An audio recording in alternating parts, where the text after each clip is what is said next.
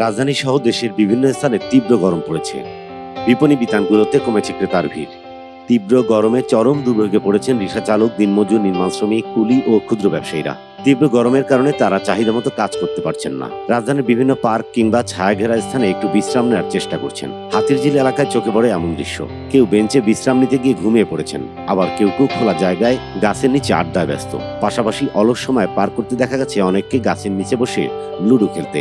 রিক্সা চালকদের অবস্থা আরো শোচনীয়। তীব্র গরমে রিক্সায় বসে জিরিয়ে নেওয়ার চেষ্টা করছেন কেউ কেউ।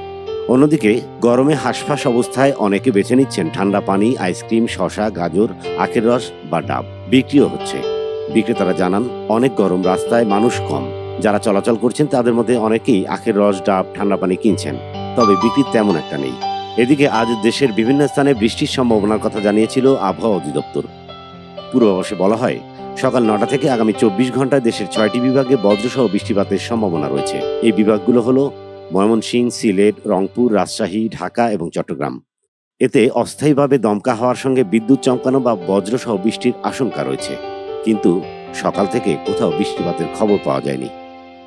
ইসমাইল হুসাইন ইমু, এমইটিভি, ঢাকা।